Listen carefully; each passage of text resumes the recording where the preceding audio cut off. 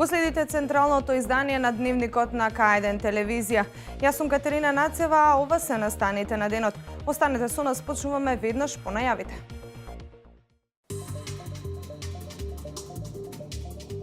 Се погласно не за редефинирање на Македонија.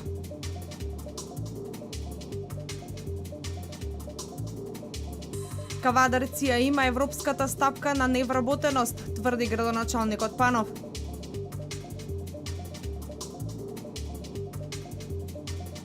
Одигран хуманитарен надпревар за Горан Темелковски.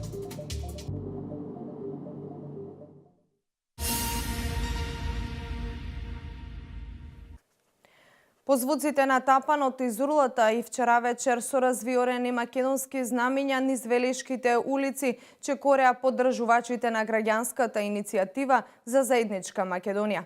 Гоце Станчев во своето обраќање праша кој им дал право на одредени политичари да тргуваат со нашата татковина. Сања Левкова со деталите. Кошмар ќе им биде црвено-жолтата линија на сите оние кои сакаат да ја разнебитат Македонија.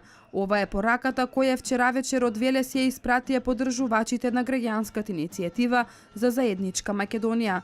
16 дена македонскиот народ е на нозе. Преку мирни протести кажува не за двојазичност, не за промена на химната, грбот и знамето. 16 дена поред, над 150.000 граѓани низ цела Македонија, обединети сите заедно, ги презираме оние кои сакаат да ни го сменат името, уставот, знамето, грбот. Ги презираме! Македонија не е терен. Повторувајќи ги барањата на граѓанската иницијатива, Гоце Станчев праша кој им даде право на одредени политичари да тргуваат со нашата татковина. Кој им даде право на нашите политичари да тргуваат со нашата татковина? Не им дадовме право само да работат за интересот на граѓаните, а не да тргуваат со нашата татковина Македонија. Мирниот протест продолжува и денеска. 17 часот е зборното место од пред споменикот на Панко Брашнаров.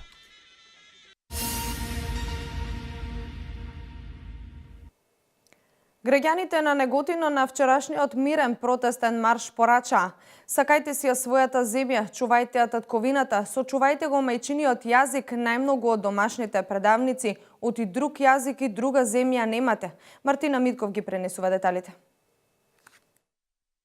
Нашата држава не можат да ни ја земат, затоа што Македонија ни е во срцето. И се додека се коцкаат со иднината на Македонија, никогаш нема да ги разберат луѓето кои што од срце ја сакаат својата земја, својата татковина. Рече новинарот Пецо Миланов пред граѓаните на Неготино, приклучени кон иницијативата за заедничка Македонија. Кога тие ќе дошле на власт, први што ќе направеле, ќе ме симнеле од бината.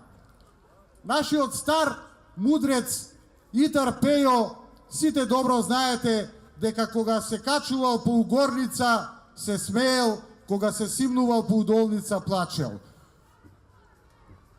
Затоа и јас, кога така ми велат, добивам поголема инспирација затоа што ништо не можат да ми земат.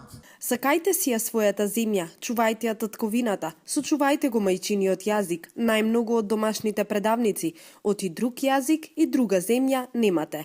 Со овие зборови наставничката Ели Николова го започна говорот пред присутните граѓани во Неготино, потсетувајќи се на зборовите на незиниот дедо. Тогаш бев многу мала и не можев да го разберам значењето на тие зборови кои ми ги кажуваше дедо ми. Но денес, кога Македонија е доведена во состојба некој да си поигрува и да ја брише историјата и се она што некој одамна го градел, за ние денес да го имаме. Денеска го сваќам вистинското значење на тие зборови. Тие зборови кои одамна ми ги кажуваше дедо ми. Македонскиот јазик е културно наследство во кое што се обединува нашата духовна и материјална култура. Нашиот јазик е најреферентното обележје на македонскиот народ. Јазик признаен во светот, а преку него признаен и потврден народот што го зборува. Не постои нација без јазик, а нашиот јазик е нашата вистинска татковина, рекол Блаже Конески. Потенцираше на протестниот марш во Неготино наставничката Николова.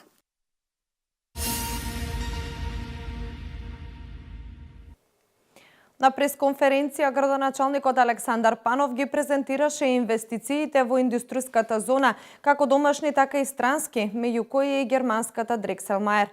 Минималната стапка на продажбата на агроберзата и изградбата на верската убавица црквата Света Петка како посебен куриозитет во неговиот последен мандат. По неколкудневната пауза продолжуваат пресконференциите на градоначалникот Александар Панов за информирање на јавноста за се она што е сработено изминатите 8 години за време на неговите 2 мандати. Најголемата индустријска зона, која што во претходниот период беше една голема дивоградба, оперативно со службите на локалната самоуправа денеска прерасна во урбанизиран простор, на кој се наоѓаат како странски, така и домашни инвестиции, рече Панов, информирајќи дека невработеноста во Кавадарци изнесува под 10%, што е европска стапка на невработеност. Кога сте кај вработувањето и разликата помеѓу локалната, оваа локална и централна власт и спротивната локална и централна власт во периодот додека беа власт, би сакал да спомнам и процентот на вработување. Во моментот, само во Дрекселмаер се вработени над 2500 кавадарчани и уште толку луѓе кои што гравитираат околу Кавадарци од соседните градови, од општина Велес, Прилеп, Градско, Росоман, Демиркапија, Неготино и можеби и подалеку. Со тоа процентот на невработеност во градот Кавадарци падна под 10%. Очигледно е дека заврши времето кога се отвораа само текстилни компании каде работниците беа експлоатирани, нагласи Панов. Како посебен куриозитет во неговиот втор мандат е црквата Света Петка, која што е символ на христијанството, нешто што е пример за обединување на локалната самоуправа со бизнис секторот во Кавадарци и нешто што некој некогаш го сонувале, а сега тие го реализирале. Сакам уште да истакнам уште два нови моменти. Прво, продажбата на агроберзата, која што е зад мене од мојата лева страна и која што овие денови ќе почне да се гради. Исто така погонот на Мебел Ви, за кој што веќе камен темелникот е ископан и кој што ќе се гради во наредниот период од неколку месеци. И нешто што е куриозитет и врв на еден мандат кој што го поминав во изминатите повеќе од 4 години, е ова што стои зад мене, овој верски објект, оваа убавица која што е символ на христијанството, нешто за што се бориме и ден денес, нешто што е пример за обединување на локалната самоуправа со бизнис секторот во Кавадарци и нешто што некој некогаш го сонува, а ние сега го реализираме. Панов упати жалење што на неговиот повик до социјалдемократите никој не се одзва, при што додаде дека СДСМ десетици години беше комплетно во централната и партиципиент на локалната власт, а сега се китат со туги перја. Тој повторно ги повика да излезат и да ги презентираат нивните реализирани проекти.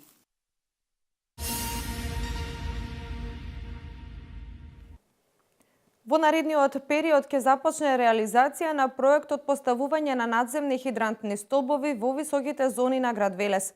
Целта на истите ќе биде подобрување на противпожарната заштита на граѓаните. Деталите во продолжение. Во завршна фаза е проектот за поставување на надземни хидрантни столбови во високите зони на град Велес. Според градоначалникот Чадиев, ова е единствениот начин за побрза и ефикасна противпожарна заштита на граѓаните. Ќе поставуваме столбови на високите зони во градот. Оние црвени столбови, каде што, иако се тесни улиците, немаме друг начин за дотур на вода на кои ќе доаѓаат противпожарните единици, кој што го имавме последниот случај, бевте и вие новинарите на местноста Теѓе, каде што беше прилазот блокиран со возила и не можеа противпожарните возила да стигнат, иако експресно стаса возилата не можеа да влезат до самиот објект. Надлежните досега реализирале многу едукативни трибини, чија цел е подигање на свеста кај граѓаните за обезбедување хидрантска и громобранска мрежа, поставување панични светла, редовно чистење на оџаците, но сепак велат дека очекуваните резултати се уште не се достигнати. Ние интервенираме во границите на можноста. Има доста граѓани совесни што соработуваат со нас и помагаат се до тоа, но најбитно е дојавата. Нас не треба многу работа со нив, но ако имаат желба да соработуваат, значи Битно ни се школите, болниците, градинките, пензионерските домови, каде што има повеќе маса на движење, а колективните згради, пошто тоа е лично нивно да се грижат за безбедноста, ние само можеме да им помогнеме доколку имаат желба. Тешко оди, но ќе се потрудиме да го направиме се до тоа побрзо. Неретко територијалната противпожарна единица има проблеми при гаснење пожар во колективните згради. Чадиев апелира до заедницата на станарите да ги средат хидрантните мрежи. Станарите, односно заедница на станари, хидрантските мрежи си ги средат, бидејќи интервенцијата на високите спратови е невозможна без хидрантските мрежи во самите згради. Основно е да хидрантските мрежи у некои згради може би и поголем број ги нема. Мислам, ставени се, цревата се однесени негде. А тоа е основното за спасување на високите зони над 4-ти, над 5-ти спрат. Тоа важи и за тие до 4-ти спрат, меѓутоа важи поготово за високите згради во градот. Од локалната самоуправа вела дека следниот проект ќе биде набавка на ново возило, кое во себе ќе содржи соодветна опрема за интервенција на високите стамбени згради.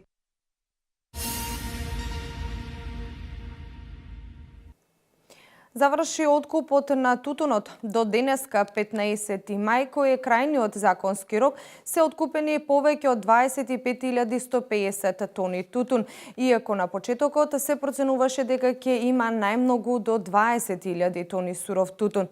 Вредноста на откупениот род годинава е скоро 80 милиони евра и досега тутунарите се исплатени повеќе од 98%. Последен ден за откуп на тутун, но и последен ден за регистрирање на нови, но и на оние земјоделци кои што имаат направено промена во собственичката структура. Според надлежните, откупот оваа година поминал без проблеми, а откупениот род е со висок квалитет.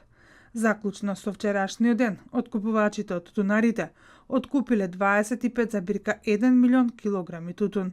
Просечната цена оваа година изнесува 196,82 денари за килограм тутун на ниво на Република Македонија. Откупот течеше без проблеми и јас како институција на почетокот на откуп ветив дека постојано ќе бидеме на сите откупни пунктови и се со цел да елиминираме најмала злоупотреба во овој дел. Минатата година имавме договорено, односно тутунарите има пријавено околу 26,5 милиони килограми тутун, меѓутоа реколтата тежеше речиси 19 милиони килограми, значи многу помалку од тоа што беше планирано. И во однос на цената имавме помала цена во однос на годинешната, изнесуваше околу 184,5 денари. Знаете, од година во година цената се надевам дека ќе расне, бидејќи конкуренцијата и квалитетот ќе си го направат своето. Трипуновски вели дека растот на цената оваа година е резултат на квалитетниот производ, но и на конкуренцијата кај откупувачите. Очекувањата се дека така ќе биде и во иднина. Тутунопроизводителите Трипуновски вели дека веќе почнале да го подигнуваат семенскиот материјал, што всушност е првата фаза од производствениот процес.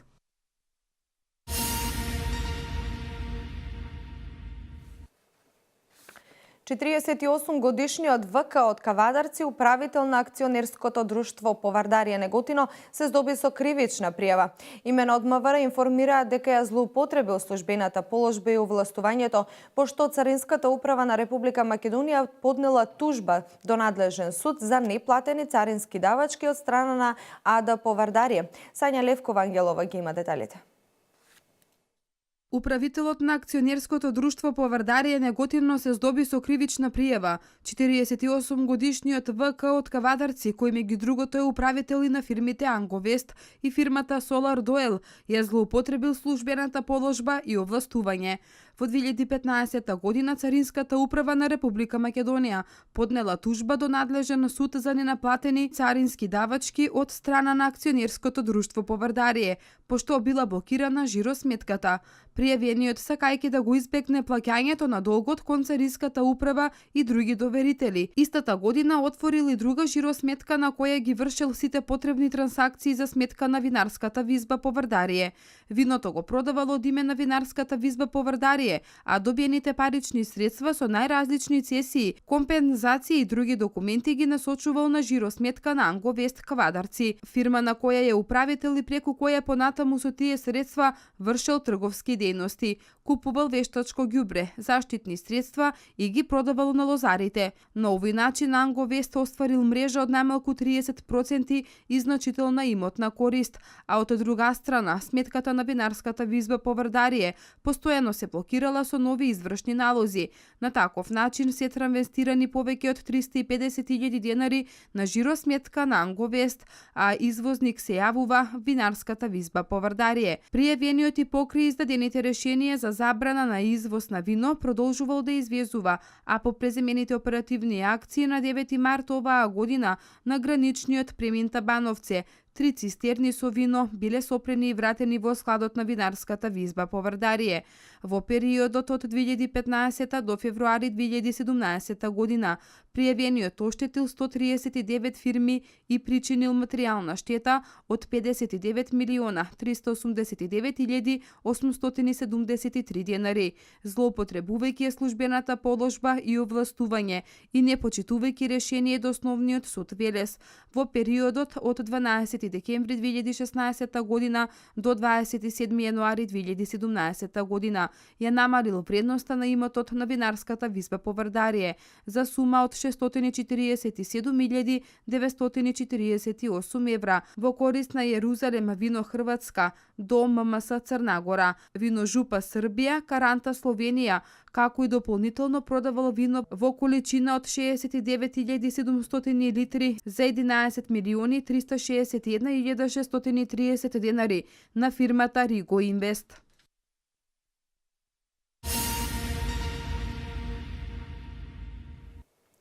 Промената на статутот на лекарската комора е спротивно на законот, тврди доктор Лилија Чолакова Дервишиева, која заедно со уште неколку колеги во Основниот суд Скопје 2 поднесоа тужба. Очекуваат судот да го потврди сторениот прекршок.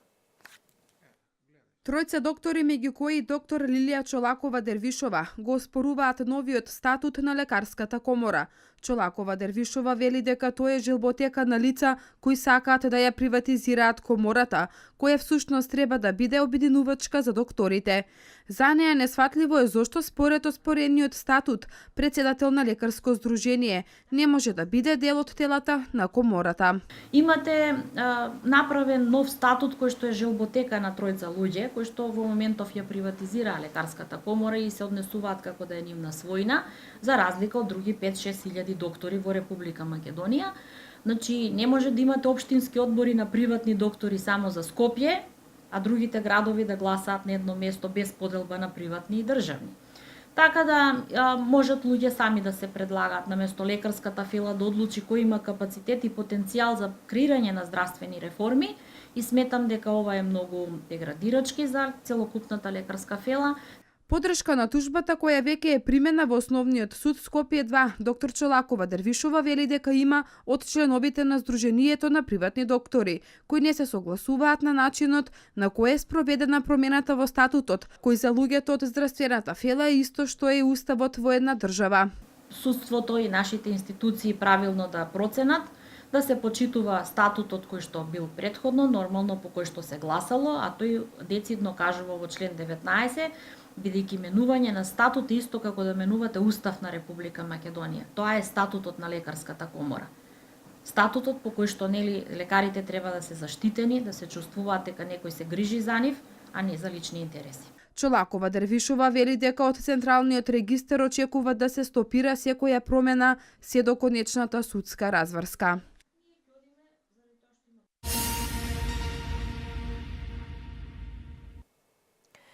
Не толку одамна и самиот ракометар вчера вечер во негова чест неговите клубски пријатели одиграа ракометен надпревар со цел собирање финансиски средства со кои ќе се помогне лекувањето на Горан Темилковски, кој боледува од рак на мозокот и во моментов се наоѓа на лекување во Турција.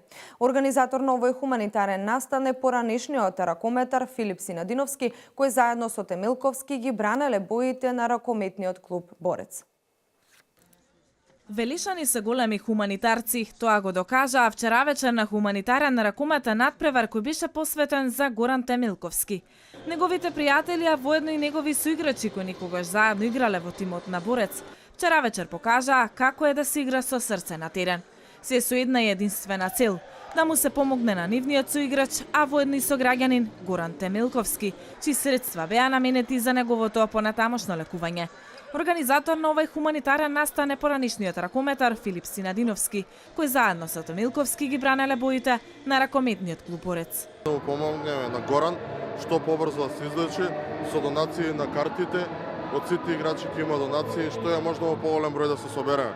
Се надеваме дека ќе има многу народ, ќе се соберат големи средства и дека ќе се излечи од болеста што никој не ја посакува да има. Многумина можеби за прв пат во живо следеа ракометен надпревар. Велат резултатот не е важен. Важно е да се соберат повеќе средства и да му се помогне на Горан, кој е на лекување во Турција. Еве да помогнеме на детево што е болно. Дали мислите дека со вакви настани ќе се подигне свеста на велешани да бидат похумани? Секако ние сме хумани. Само малце да биде повеќе народ, сите да дојдат, да донираме сите заедно. Не само за Горан, за било што, за секој. Ние како вработени во ДПТ Ронтис Дуел одлучивме да го поддржиме овој настан, хумано, хуманитарно, одвоивме дел од сопствените средства. Нешто ни помогне и компанијата, се што ќе се собере дополнително, затоа што дел од вработените се во втора смена и не можат да присуствуваат. Утре ќе бидат уплатени на жиросметката. И дојдовме само да кажеме од срце за Горан Темелковски и да му посакаме брзо оздравување на нашиот сограѓанин. 700 евра е сумата која беше собрана на вчерашниот надпревар помеѓу поранешниот и сегашниот тим на градскиот ракометен клуб Борец. Во меѓувреме, и повеќе невладини организации и различни фирми од приватниот сектор се вклучени во процесот на изнаоѓање средства за ова момче.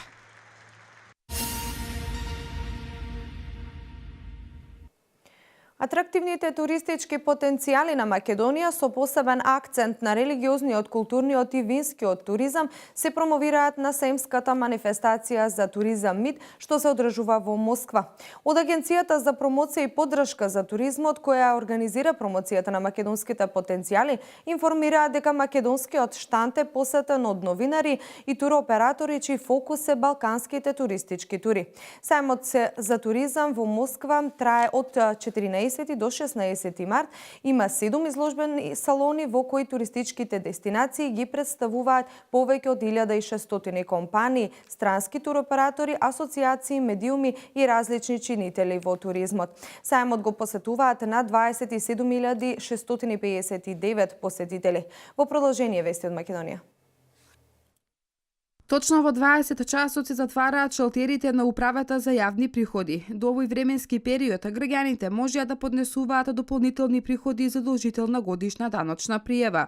Очекувањата се оваа година да бидат поднесени вкупно 420.000 годишни даночни пријави. Заклучно со 13 март 2017 година се поднесени 362.523 годишни даночни пријави.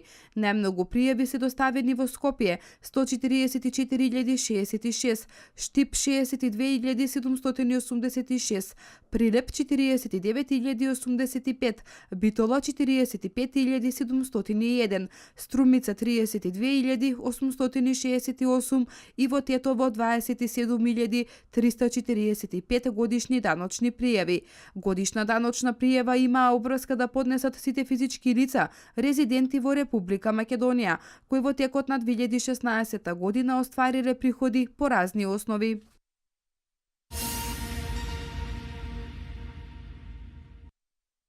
Председателот на Република Македонија Ѓорѓе Иванов од денеска ќе престојува во дводневна работна посета на Баку, Република Азербејџан, по повод учеството на 5-тиот глобален Баку форум.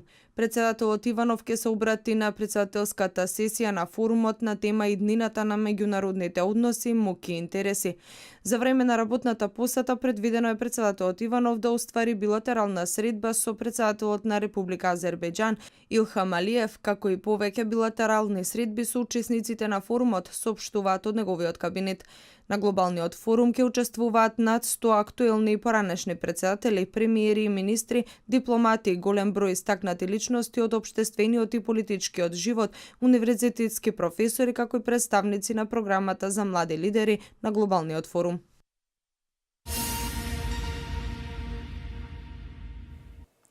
Најмалку 78 лица ги загубија животите во налет на циклонот Енаво, кој го погоди Мадагаскар минатата недела. Штетата е огромна секаде каде што минал циклонот. Најмалку 78 лица загинаа како последица на циклонот, вклучувајќи ги оние семејства кои загинаа како последица на свлечишта, додека 153.000 се раселени од своите домови поради невремето, изјави шефот на Националното биро за управување со кризи. Во продолжение останатите вести од светот. Снежна бура стела ги зафати американските градови Њујорк, Пенсилванија, Вирџинија и Њу Џерси. Американските власти во овие делови прогласија вонредна состојба. Во Њу Хемшир загина 16-годишно девојче откако изгубило контрола врз автомобилот.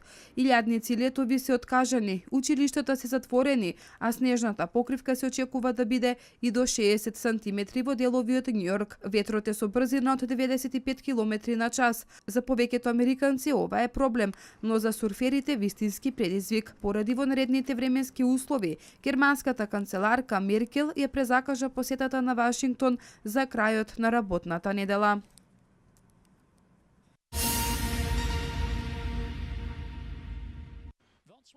Германското јавно обвинителство денеска влезе во двете големи фабрики на автомобилскиот гигант Ауди. Целта на денешните истражни мерки според обвинителството треба да утврди аномалии при продажбата на околу 80.000 дизел возила во САД меѓу 2009 и 2015 година, кои што имале вграден софтвер кој лажно го прикажувал нивото на емисија на штетни гасови. Според изјавата на обвинителството, проверките се однесуваат само на возилата што се продавале во САД, а не и за тие што биле наменети за Европа. Според Ауди, денеска околу 70 истражители на обвинителството влегле во нивните објекти во Инголштат и Некарсул, каде што работат над 60.000 работници. Во истрагата не биле опфатени приватни објекти на менаџментот на компанијата.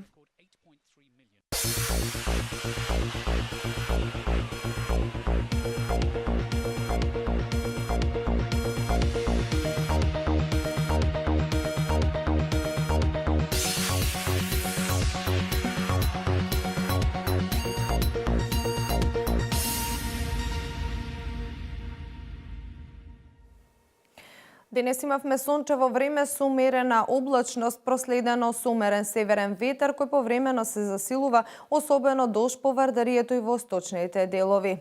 Дневната температура се движеше во интервал од 5 до 16 степени. Графичкиот приказ во продолжение.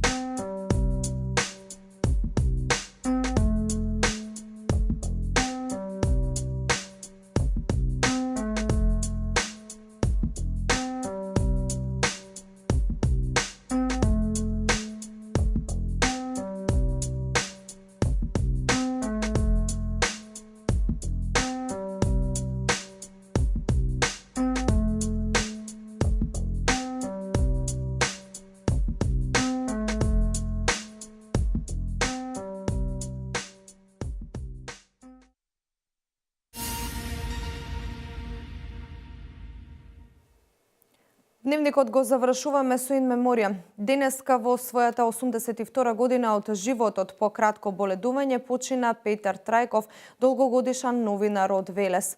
Тој по завршување на средното образование во гимназијата Кочорацин, заедно со уште неколку велишани, го формира Радио Велес.